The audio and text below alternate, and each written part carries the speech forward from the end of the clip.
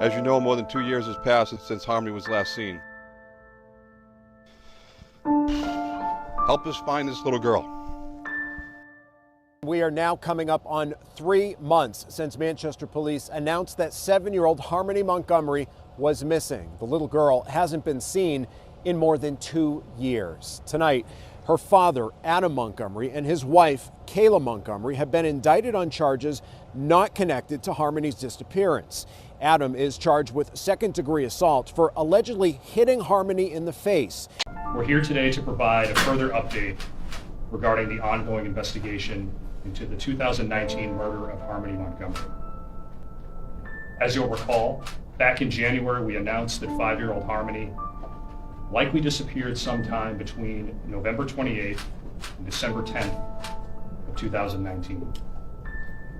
In August of this year, after almost 8 months of investigative work undertaken by the Manchester Police Department, the Attorney General's Office, the U.S. Marshals Service, the FBI, and other law enforcement partners, we announced that we had concluded that 5-year-old Harmony was murdered in Manchester in early December 2019.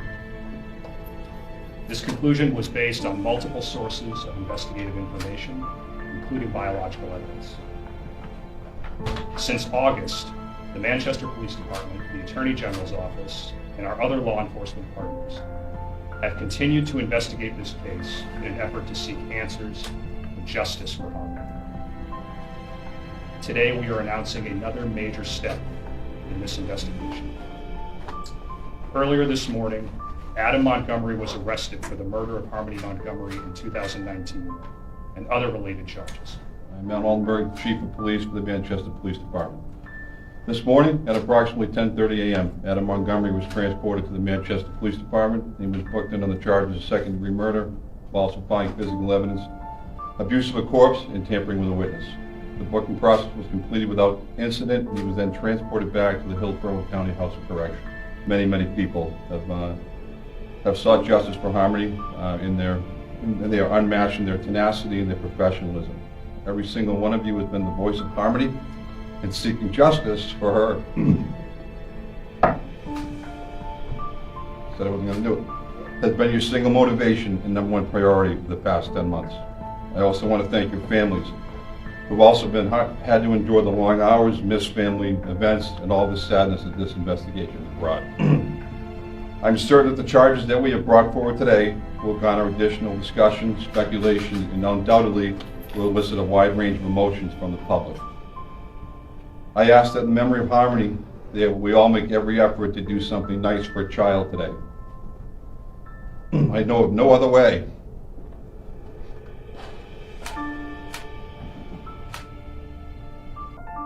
I know of no other way to respect and honor this innocent and defenseless child than to extend an act of kindness to another child in her memory.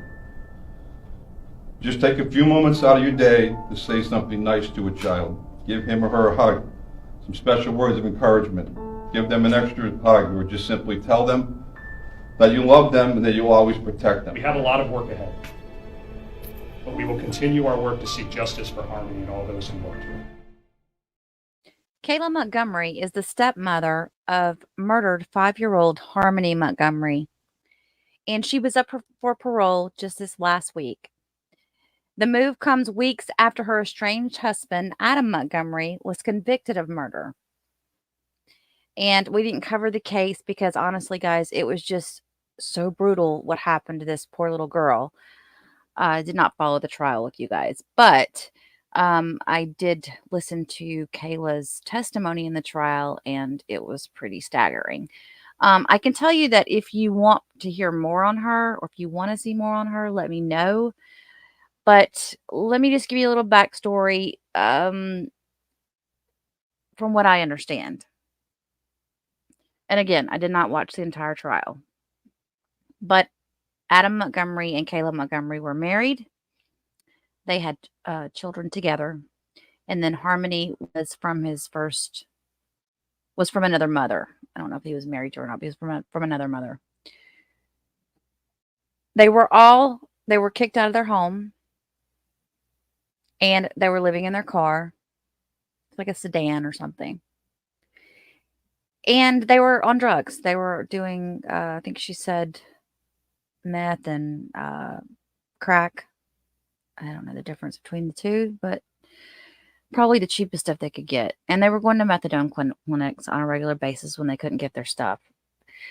It says that she was the key witness in Montgomery's trial. And he was convicted of homicide of his little girl.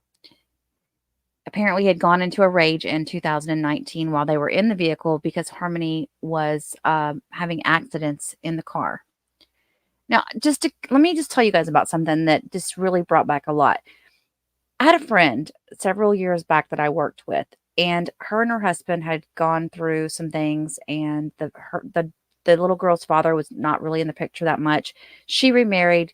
They had her new husband had 2 older sons. So there's a lot of transition going on in the home. And the little girl kept going to the bathroom in her pants. And she just would not go to the bathroom. This was a grown, how old was she?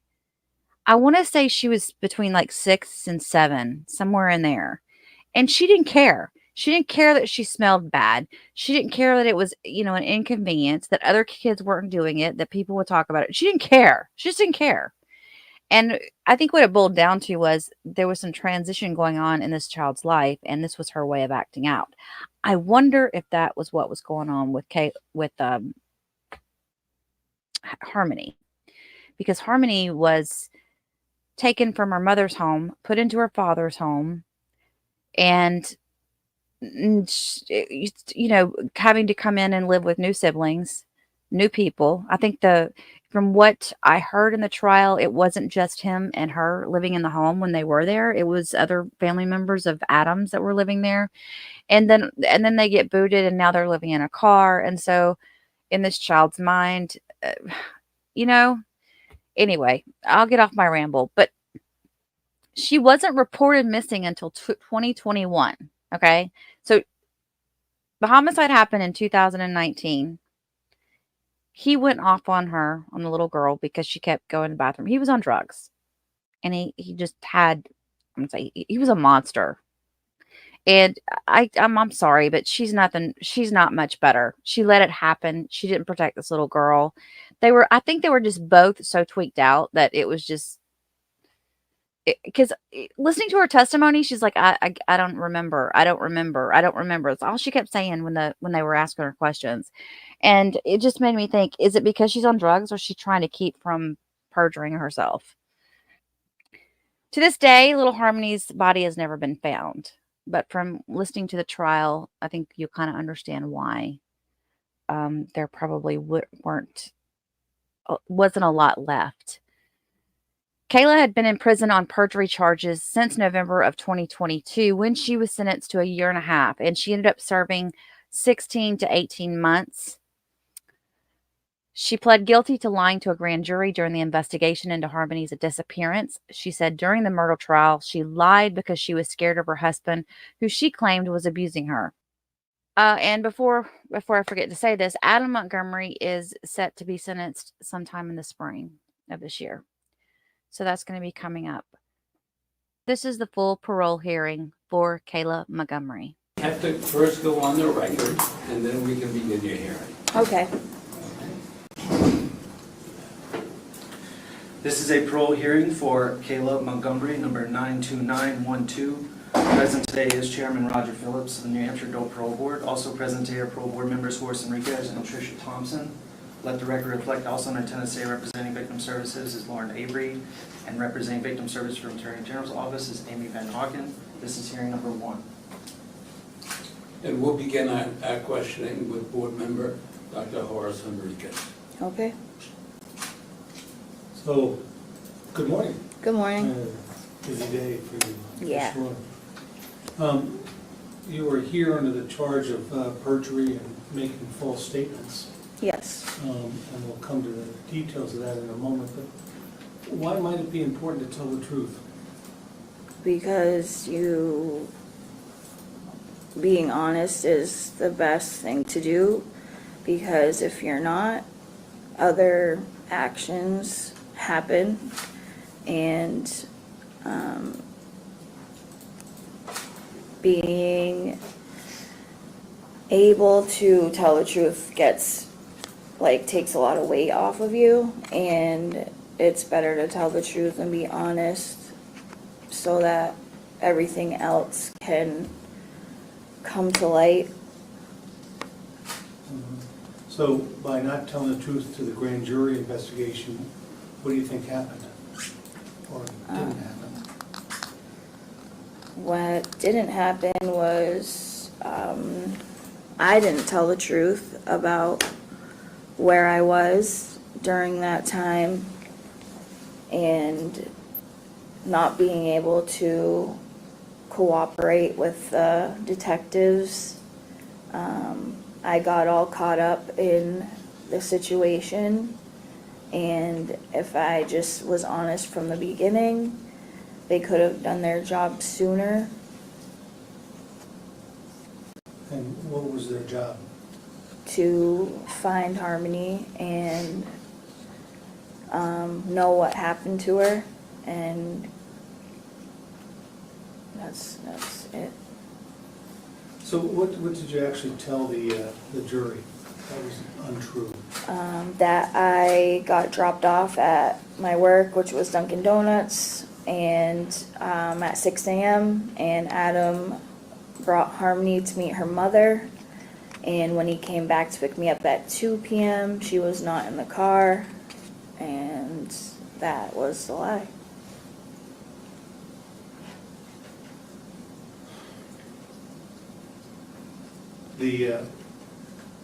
I guess the comes to the question was, so Harmony was your stepdaughter, correct? Yes.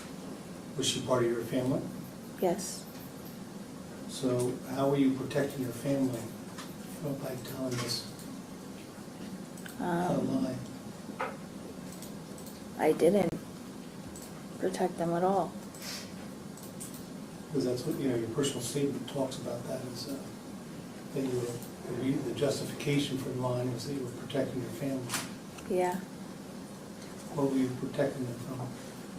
From losing our other children, from our family falling apart, even though it was falling apart,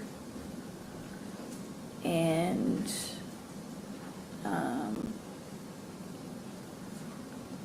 not being held accountable for the actions that happen.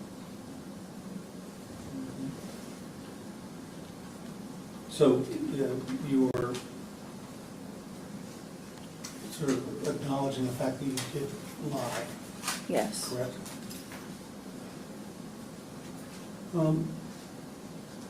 So how have you learned how to tell the truth? What tools have you learned? With the tools that I've learned is understanding situations and being able to deal with them and not hide anything, and ask for help and let people know when something's wrong or it's not, or something doesn't feel right. And being able to just understand situations and know that it's the best to say what's on your mind and say what you know, and just be honest and talk about what you're going through, or if there's anything wrong, just be honest about it. You've taken a number of sort of Department of Corrections courses here, journaling and Choose Love. I saw that you've Yes, spent a lot of time with the Family Connection Center, yes. did the Focus program. I'm still currently in it. And what band are you? Black. And when do you think you'll graduate? Between the end of this month and beginning of next month. So the next 3 to 4 weeks? Yeah. You had a couple hiccups getting through the focus program. What was that about? Because I was cheeking my medication. So I got, they took me out of the program and I had to wait to get back in. Did you have to do anything to get back in, or just? No, you just wait until they put you in again. Is cheeking of falsification, is it lying? Yes, So why would you do that? because I wasn't in the right headspace at the time.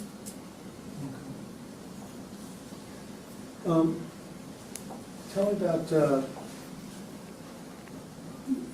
so where are you in your addiction care right now? I am on the MAT program with Suboxone, and having the tools that I am actually taking seriously and working on myself with the focus program is So a give me big tool. part. Give me a tool that you're using fairly routinely now.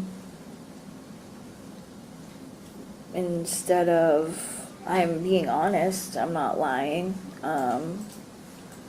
and distorted thinking, which you end up changing your thoughts. I could tell you, I could lie to you and say things, but I'm not. I am nervous right now and anxious. Yeah, I And- understand that for sure. Yeah, so I'm like trying my best to concentrate and not. Well, the only people you have to talk to are the three of us, okay?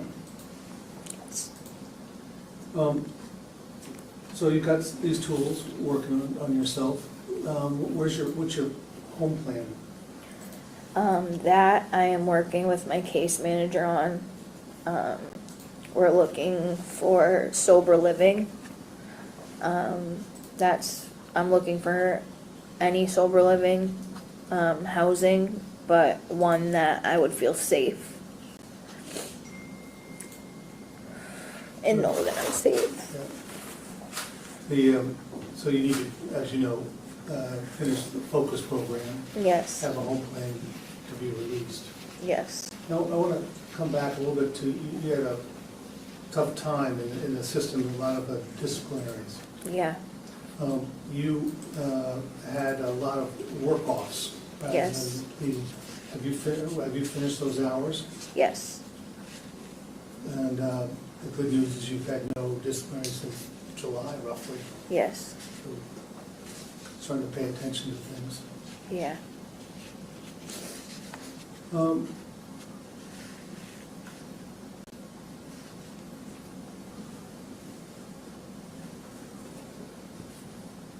Sorry, just have all these little notes here. So tell me about, you have 4 other children, correct? Yes. And what's happening with them?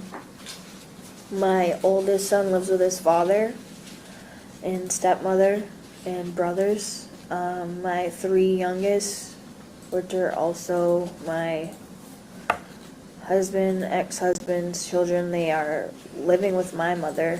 They've been with her for the past almost 2.5 years. And I ended up losing my rights to them because of my crime that I am connected to.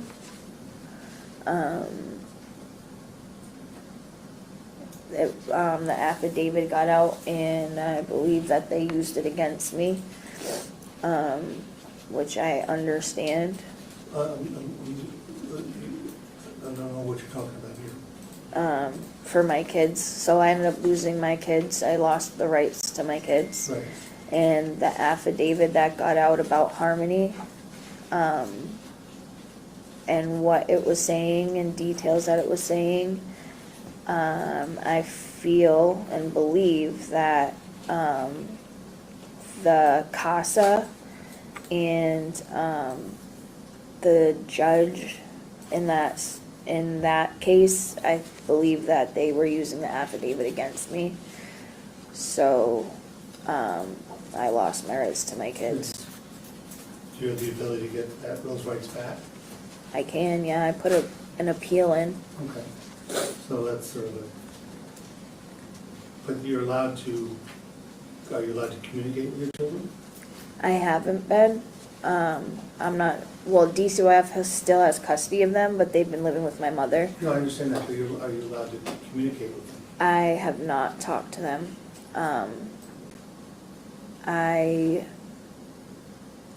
I know my mother has been taking care of them. I understand, but you have not, No, I haven't been because able you're not to. allowed to, or because I don't know if it's because I'm not allowed to, or my mom's just not choosing to allow me to talk to them because I lost my rights and DCYF has custody of them, so I don't know if it's because of that. So tell me, you made a statement, your personal statement here about that you tried to right this wrong. Yes, How have you tried to do that? by telling the truth about what happened to Harmony and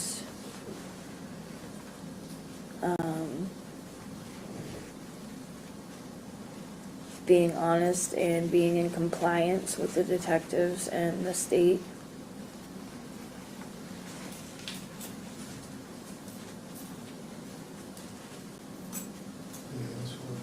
I have just a couple of questions. This is your first felony conviction, is that correct? Yes, You had some misdemeanors. yes, And in one of the prior misdemeanors, you were required to do a 28-day program, is that correct? yes. And did you accomplish that? No, I did not until after I was incarcerated and got put into a 28-day program. And how was that in county? Yes. All right. And how do you compare that program with Focus? For myself, I don't think I was really ready to actually pay attention when I was in that 28-day program and really work on myself. And Well, the problem with addiction is it's a disease of denial. yeah, But people can get clean and sober when they accept the fact, yeah, you know, that And they're that- hooked. yeah, And then, once that acceptance begins, slowly that denial goes away. yeah. And that's the whole idea of whether it be the 28-day program, and I'm sure of Focus also. Yeah, when I got kicked out of Focus the first time and for cheating my medication, I was just, when I got put into the program, I was like, oh, I just have to get this done and I can leave. But after getting kicked out and being put back in the program, I've actually been working on myself. And when you say cheeking, what do you mean by that? Rather than swallowing the medication? Because I just kept it under my tongue and showed them my mouth, and they caught me cheeking my medication instead of taking it properly. And why didn't you take it properly? I wasn't in the right headspace, and I just didn't really care at that time. What did you do with them? I ended up having to spit it out. You just spit it out and got rid of it. You didn't share it with anyone. You didn't give it to anybody. No, else. the officer took it. Like, yeah. So had you done it prior though and never got caught, or is this No. the only time you did it and got caught? That was the first time, and I did it one other time, and that was like close together. And then I haven't done it since. All right, I'm all set. So I just have a couple. You've been on probation before in the past. Yes. How'd that go? Not good. Not very well, right? No. Yeah. So do you understand that probation and parole are pretty similar? Yes. Do you understand that the standard conditions are pretty similar? Yes. Do you know what the standard conditions are?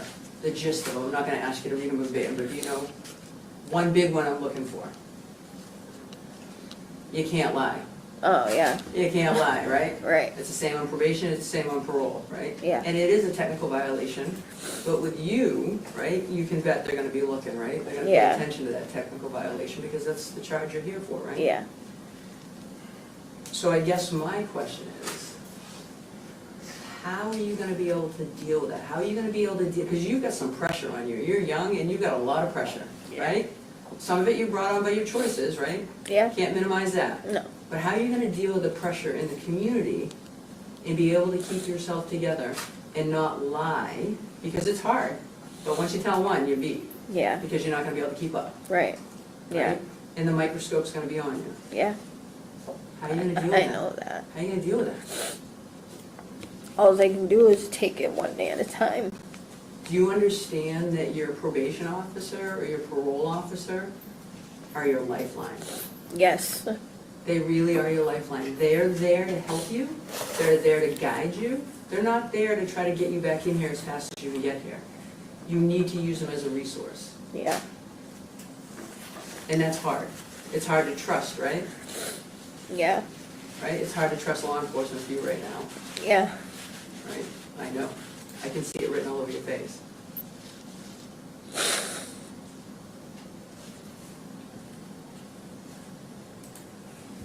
So what do you think the big differences are, the supervision for you with probation and parole?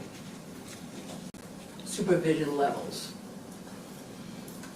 I feel that parole is higher than probation.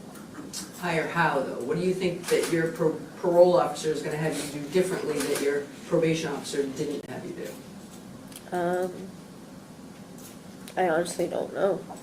Probably have to report more, probably have more drug screens, probably more home visits, Yeah, right? Probably check on programming more, right? A little stricter, right? So, you know, you talked about your children a little bit. yeah, You went through Family Connections. yeah. Never at any point during Family Connections, with all the resources they have, did you want to read a book and record it and send it home to your family for your kids to listen to? Did you ever want to do any of those things that they had? Because I know that that's an I option. have. Okay. I've done the Cliff thing where you get books and you can send them. I have wanted to do the recording, but I don't want to do it and they can't listen to it, or it's just hard right now with the kids. It's hard, but do you think that it will make you feel like you're trying? By doing nothing, right? Because it sounds like you really want a relationship still with your children, but you just don't know if you can go there. Yeah, because it's up to my mother. Yeah? But there's all these options and things that you could have done to try to, at least try to have some sort of relationship. You don't need to know if they get there. You just need to know that you did it. I have been doing stuff. Okay. I've been doing the Cliff thing. I've been making blankets. I've been making pictures. I've been doing a lot of things, Okay. and I'm still in the FCC program. I've still been doing parent support groups, and I did the parenting class and the healthy relationships, and I see Miss V once a week with the support groups. And you talked about that, you know, disciplinary was an issue for you when you first got here. You completed all your extra duty hours. Yes. Okay. What did you do for extra duty hours here? Shoveling. I did most of it was shoveling, ice scooping, cleaning the day room, the windows, the workout room. Just did a lot of cleaning. Do you have a job here? Yes. Okay. So my last question is, what are your goals? What is your 5-year goal from today? If you're granted parole, what is your goal? I don't even, just my recovery is number one. and just keep doing the right thing. That's just what's been in my mind, just being honest. So when you went to school growing up, right, some people say, I want to be a doctor, I want to be a lawyer, I want to be a police officer. What did you want to be? I wanted to be a veterinarian. Still want to be a veterinarian? Yeah? Sounds like a good goal.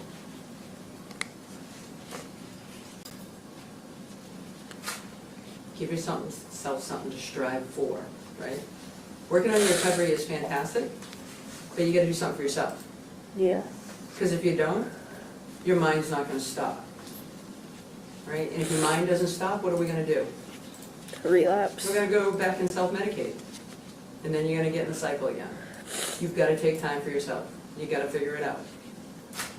It's not easy. You're gonna feel selfish, but you have to do it. That's how I already feel.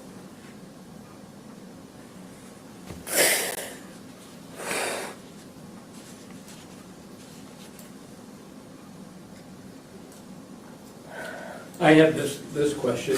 You're on the MAP program now, Yes. and in taking that medication, do you have any adverse side effects? No. Does it help as far as the feeling of compulsion is concerned, the compulsion to use? Yes, and I don't have cravings or anything like that, or the urge to want to use. And also, you've seen behavioral health behind the walls also. Yes. And you take any medication, I don't need to know names of anything, but you take any medication? Yes.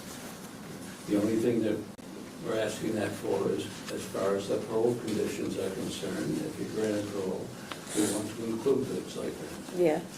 All right. And your minimum parole date is soon coming up. It's in May of this year, is it not? May 3rd of this year? Yes. All right. And you realize that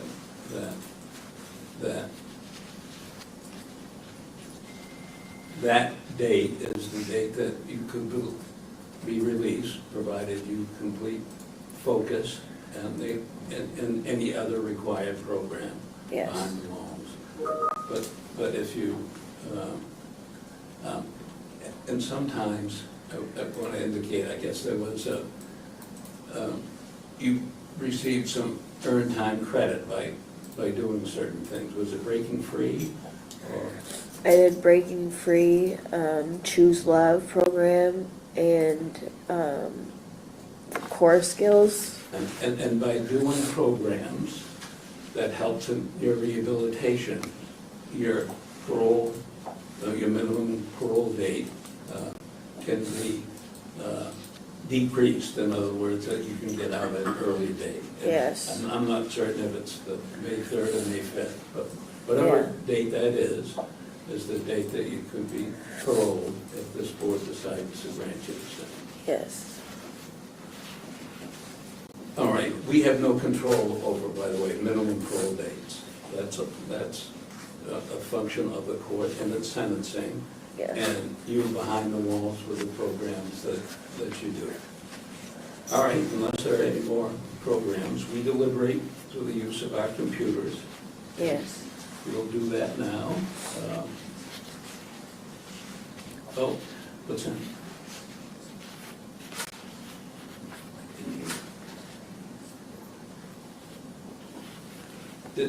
Is there anything else you want to indicate to us? I know my case manager told me that my minimum is March 4th because my earned time that I went through. That's right, I think it was reduced to Yeah. from May, so that you're really past your minimum as we Yes. speak today. Yes. So it's a matter, Release movement at this time, release movement only.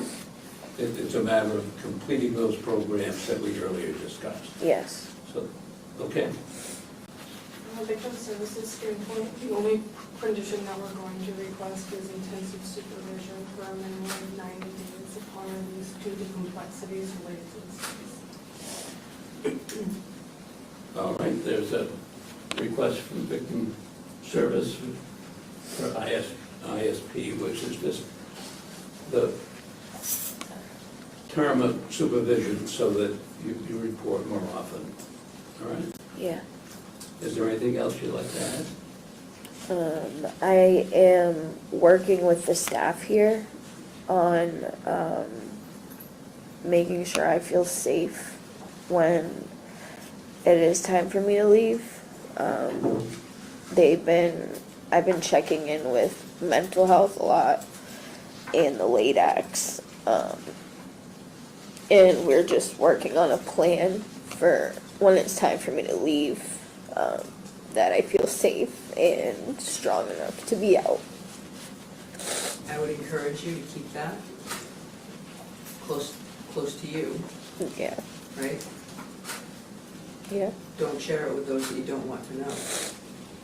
The security staff will do their job, yeah, right? Your PO will have discretion, whoever that may be.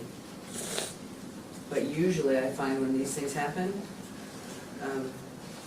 clients usually talk too much themselves, and then they get scared because they told one person, then it went too far. Keep I it was close. told that I could say that. Yeah, no, you can say it to us. Yeah, Yes, but I mean, when you decide where you're going, yeah, with that, everybody here. yeah, that's one thing I'm working on.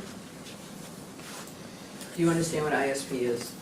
No, So you'll have a curfew, you'll have increased screens, all those things we talked about, the difference, right? yeah, The difference though is you will come back on just about any violation during that 90 days that happens. okay, Your parole officer has a lot more leeway on your violations. Much stricter. yeah, But the important part of that is that you keep your PPO informed, yeah, and you work closely with him or her. yeah, Right? Because they don't want you to come back. Their yeah, success is when you do well in the community. Because our function as a parole, and you work closely with him or her. yeah, Right? Because they don't want you to come back. Their yeah, success is when you do well in the community. Because our function as a parole board is to release those on parole who will not again commit a crime and will turn out to be good citizens. And that parole supervision is what helps in that goal. okay, Okay?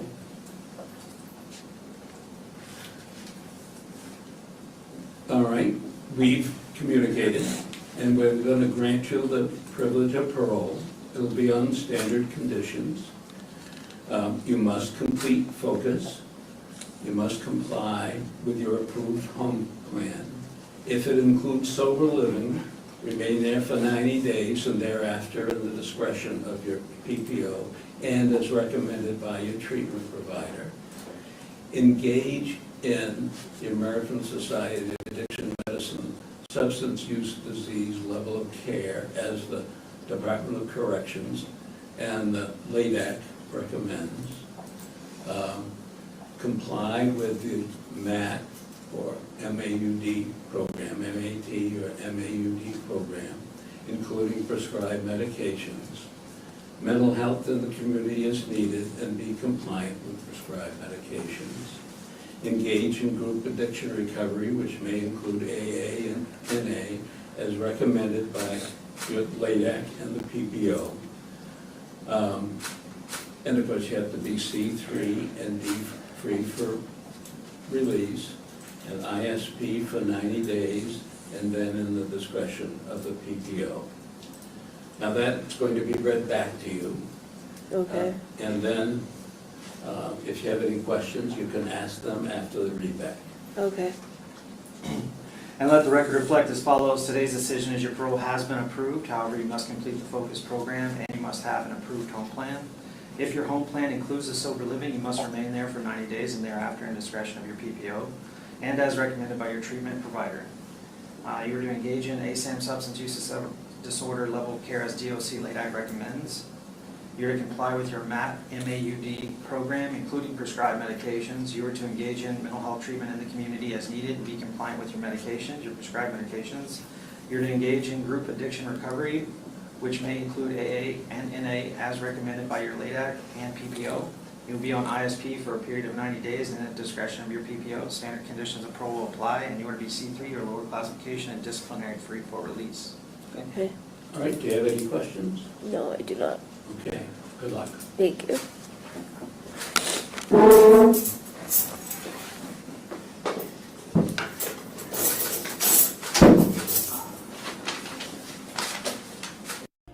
Thanks for watching, everyone. If you enjoyed this video, please do not forget to like and subscribe on your way out, and feel free to leave a comment.